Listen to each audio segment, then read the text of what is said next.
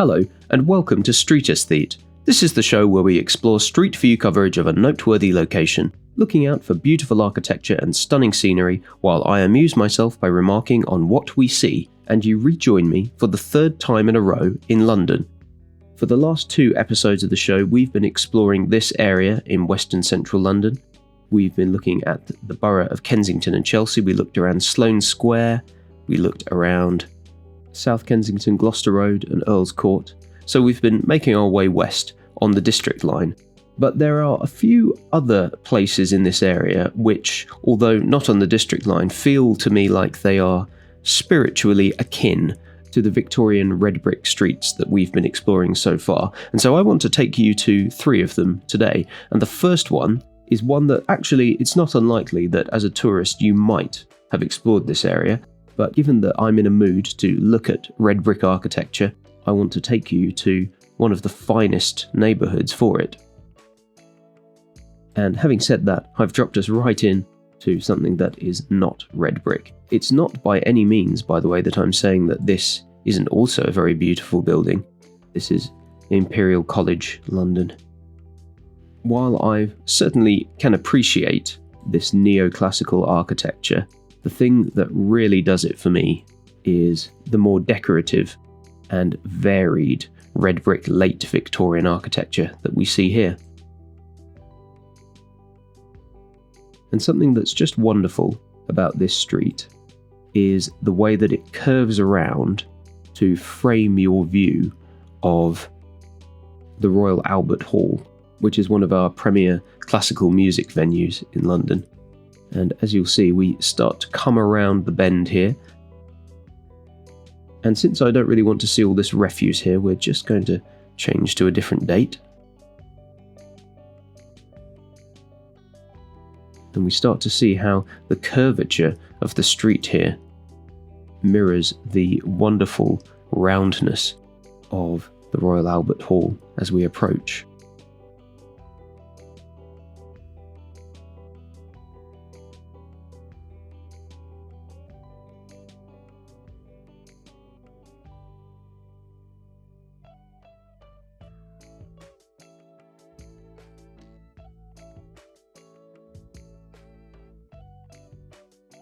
And the Royal Albert Hall is a building that sort of blends the 2 styles that we've seen so far in this area. We've certainly got the red brick, but actually there's a lot more of the neoclassical here, as you can see. This very large wide portico with the columns, the arched windows, the crest in the middle. And I won't be spending too long on it because it's possibly a building that you've seen before, and it's in some ways less interesting than just exploring the streets surrounding it.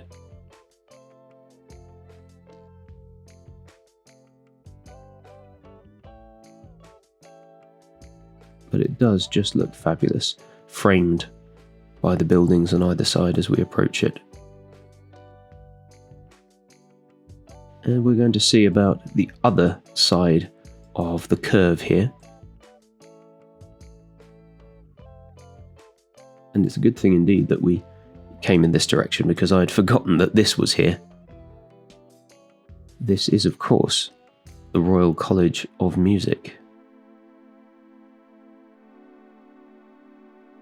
And what a marvellous building it is. What a fantastic scene.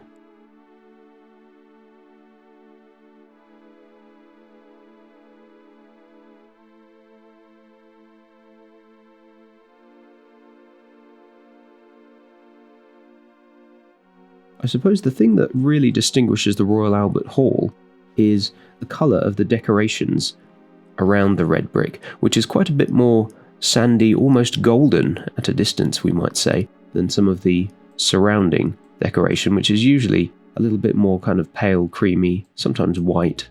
And as I say, there are sort of 2 curved arms to the streets here that approach the Royal Albert Hall, and I want to take a look at the other one, which looks as though it may not be quite such a red brick paradise, but more of a Regency style, paler coloured set of buildings.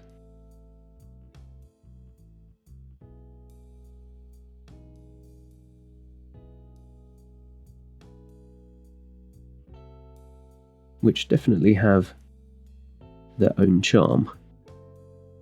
The trouble I find is that when I see the red brick, everything else becomes less interesting to me. I suppose it's just the saturation of the colour and the high degree of contrast that we can see between the reddish brown and the white that really appeals to my eye.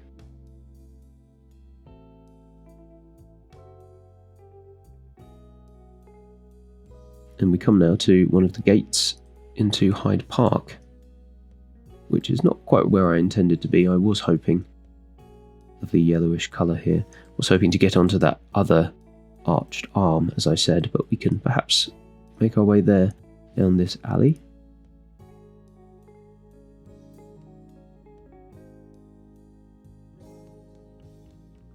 And almost a little bit of amuse here, the lovely garden area outside. As I mentioned in the first episode of this exploration, it's almost a bit like a Dutch stoop. And here we have some more of my favourite, the very opulent red brick buildings with these fabulous step gables on top. And isn't that just wonderful, again framing the Royal Albert Hall? I wonder if tourists who book themselves into a concert in the hall ever take the time to walk around the surrounding streets, or if this is really the sort of thing that only appeals to me.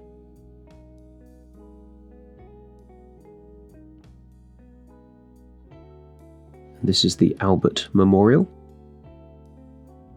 made for Queen Victoria's husband, Prince Albert. And we have the rear of the Albert Hall here.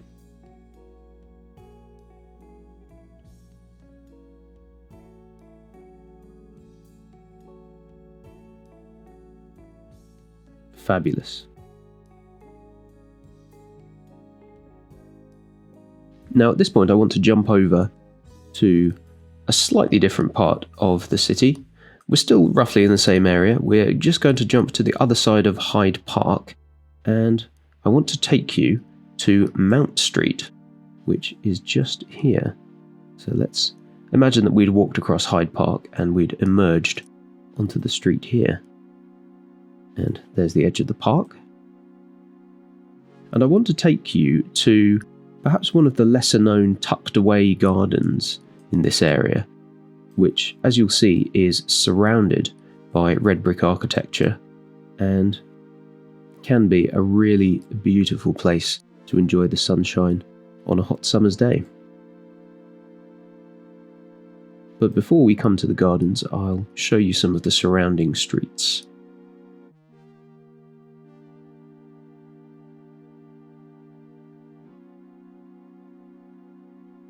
As you can probably tell, I just love this part of the city. I'm very proud of London. It's a place I've lived all my life, and I think we've got so much beautiful architecture and so much interesting history to be proud of.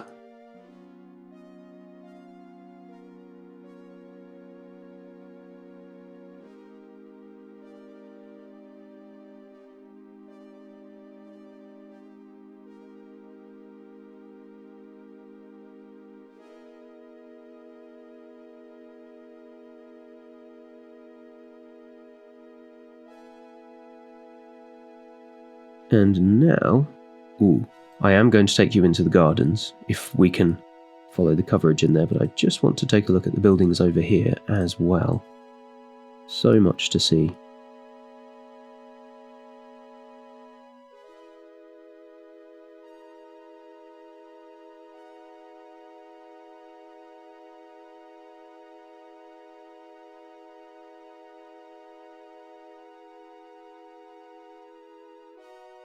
And let's see how far the coverage will take us into Mount Street Gardens. Yep, straight in, seamless. That's perfect.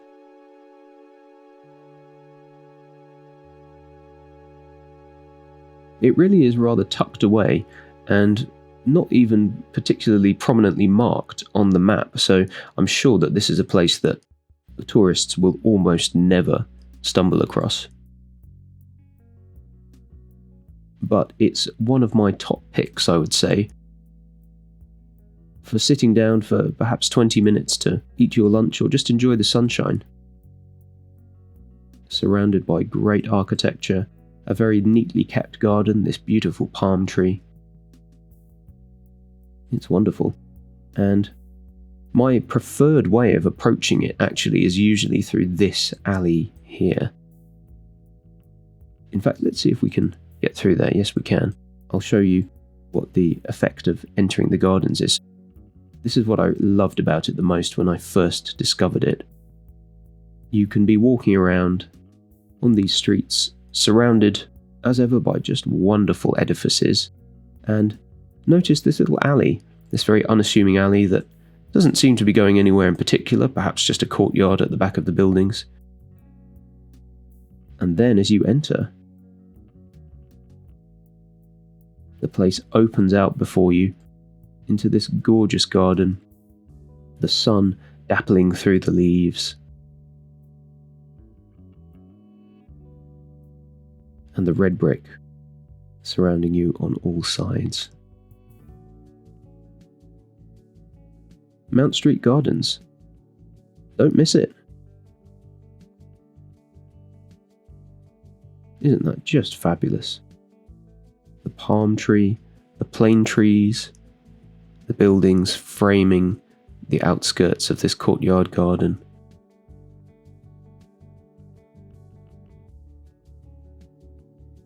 Definitely a really unknown, underrated part of the city.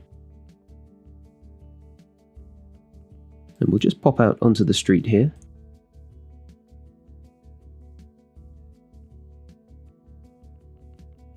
I never tire of looking at roads like this. Just the rows and rows of stunning buildings. It's an absolute delight.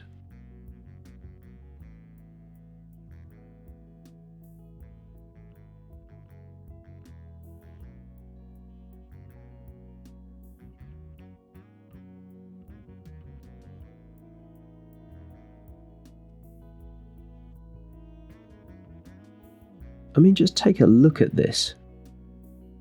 London is clearly one of the greatest cities in the world in terms of its architecture. There's nothing quite like this.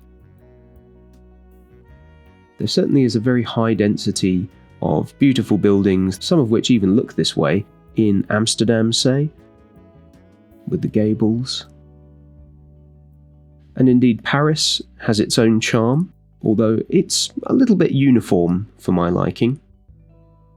But London is the place that you can never tire of.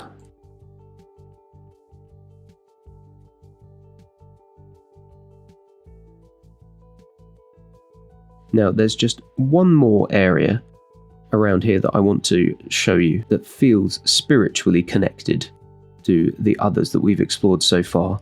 So we're going now to the north side of Hyde Park, not too far from Paddington, to Edgware Road station. And the last set of streets that I would really like to share with you is not this, which as you can see is not at all in keeping with what we've been looking at so far, but I want to show you a little bit of Edgware Road, the high street here. But most of all, I want to show you the Hyde Park Mansions, which I think are just off one of the side streets here. We'll see if we can find our way there. The thing that I really like about this particular row is how we've got the red brick and the whiter buildings in between.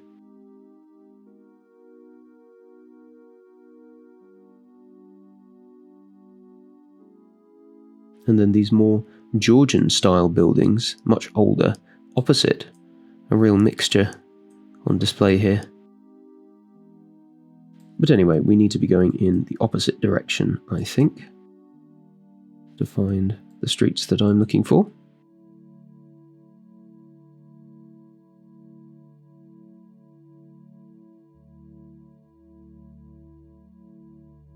And here we are. We'll get away as soon as we can from this monstrosity here.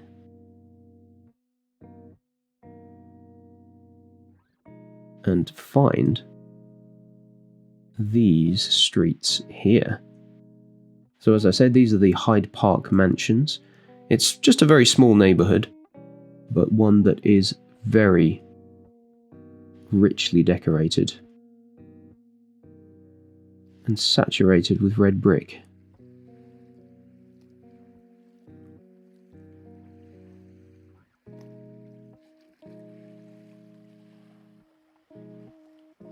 Now, when I say mansion, you might have an idea about a huge stately home out in the country somewhere, but this is what we call a mansion block, which is made up of lots of separate houses where many different people live.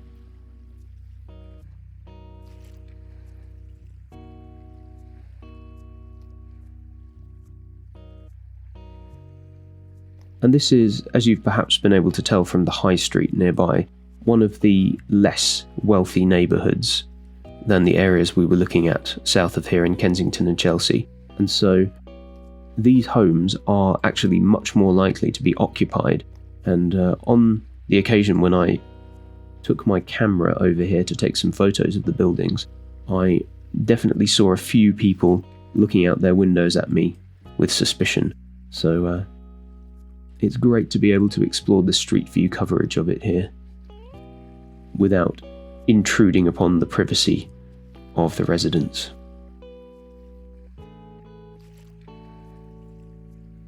My only regret is that this coverage was created in the evening time, so I just wonder if we can find a time of day when we had a better light. Now that is perfect. Take a look at that.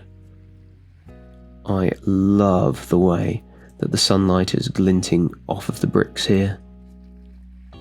And again, it's that idea of a building that looks good enough to eat, almost looking like a wedding cake. And a very nice little church here tucked away, with a fantastic bell tower. I do hope that the residents of the Hyde Park Mansions are making good use of their church.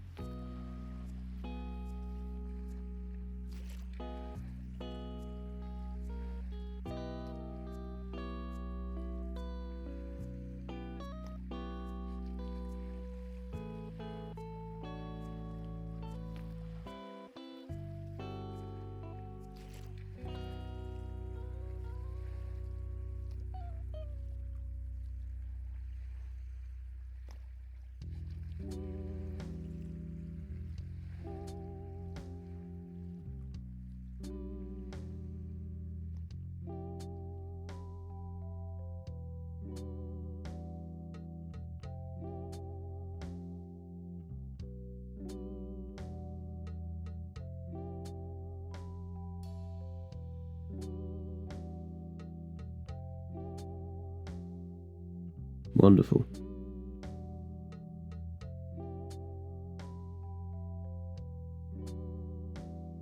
And we emerge again. So as you can see, there's not really a lot to it here. It's just a very distinguished area with a great uniformity of design on display. And this is where I'm going to leave you. London is a city that I know extremely well, and there are countless other neighbourhoods with very distinguished architecture that I will be showing you in future on the Street Aesthete channel, so why not subscribe for more of the same? Elsewhere on my channel, I explore towns and cities in other countries around the world, and I play GeoGuessr for your entertainment. If you've enjoyed the music that you hear in this video, then take a look at my first channel, which is where I upload all of my original music.